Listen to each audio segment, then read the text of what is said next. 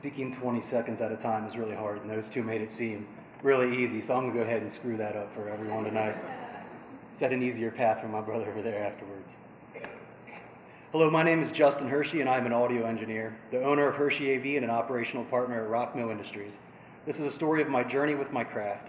When I was a young man getting into the music business, both as a musician and sound guy, I thought this would be our crowd every night in its glory, in a packed room with people screaming for you. In reality, this is our crowd most nights. When you see a concert or show, you are seeing the end result of hours, sometimes days of preparation, planning and executing an intense setup of equipment, using miles of cable led by a crew of people. So even if you are only one person in a crowd, please know that every one of us in our industry appreciate the fact that you're out there watching us. Like a lot of inspiring entrepreneurs, my vision started in a shifty basement. As a musician, I wanted to find a way to work in the industry where I still had creative input, but could also utilize my technical inclination. I started learning how to use sound systems so that I could engineer the sound for my own band in a basement before YouTube, so I used trial and error to figure things out. Like most dreams, others will try to convince you it is just that, a dream. So because of the expectation and advice from others, I enrolled in college at Penn State York. I thought I wanted to be a computer programmer because that sounded safe. Turns out, I hate computer programming, and I barely lasted 1 year in college. So Penn State and I both agreed it would be better if I went somewhere else. I then enrolled in school at Sheffield Institute for the Recording Arts. Here I was able to learn more about the trade that I was currently teaching myself. I spent countless hours and days in the recording studio and live sound class. The school filled in so many missing pieces to the puzzle as far as the technical end, and the sound gear I had yet to get my hands on because I could not afford, or it didn't even exist in the regular world outside of the studio. After graduating from Sheffield, I started to work as a freelance audio engineer. An audio engineer takes the sound coming from every person and every instrument on stage, manipulates them one at a time, and then blends them together to create what the audience hears through their speakers. Everyone in here has heard this on a record or at any concert or any music you've heard that has been recorded or presented to you live. We call this a mix. After years of touring and mixing bands, I needed to find a way to generate more revenue between shows. And while off the road, being in and out of many venues and seeing that a lot of them had equipment that was barely working or held together with tape, I decided there was a need for a person that would clean this up and fix their gear. Here's an example of a small shoestring rack. Utilizing my knowledge of signal flow, wire types, and soldering skills, I was able to clean up many messes. This is a small example of something I started doing. I thought starting with small jobs such as this one would lead me to bigger jobs with less cramped spaces and perhaps more luxurious venues and more comfortable working environments.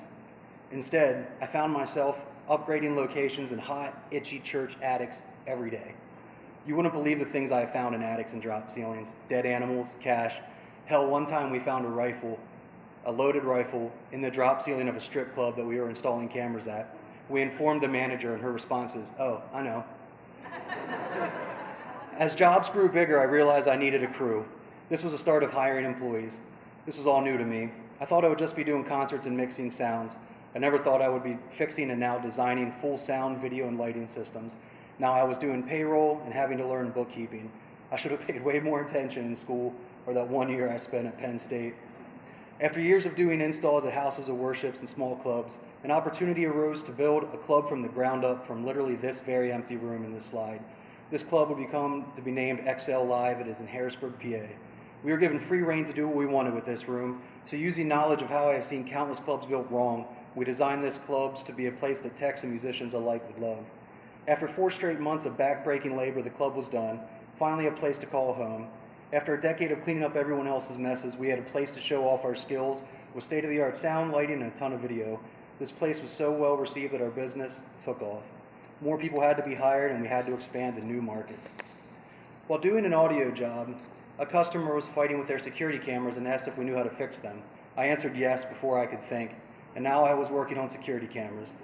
I quickly learned that even though myself and my crew looked like a bunch of degenerates, we were oddly only one of the companies that everyone could pass a background check, so we kept getting more security camera jobs. Installing security cameras became a big part of our business.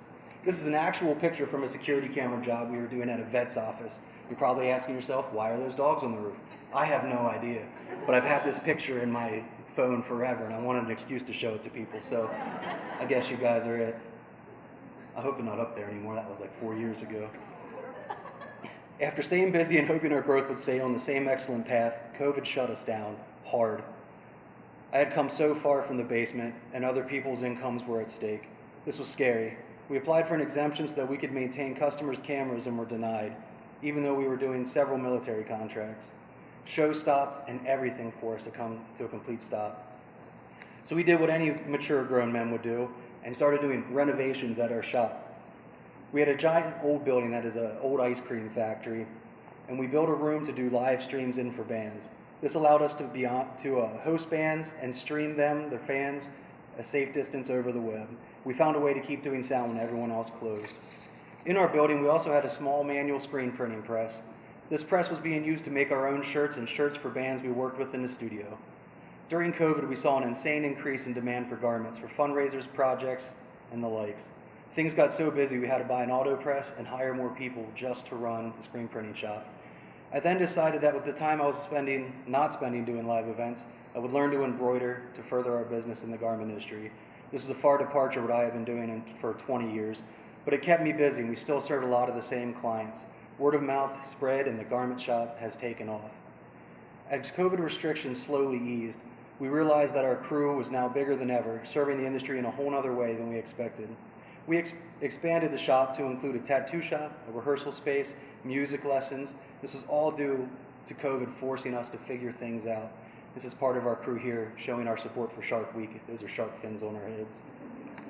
As shows opened back up and we had to pick up where we left off and deal with all the added business that the other ventures offered, we were now serving almost every need of the music and corporate industries, from sound and lighting to tattoos, lessons, and even marketing. The sound guy from the shifty basement that looked like a meth lab somehow now has his hands in way too much. What a long, strange trip this journey has been for me. Thank you.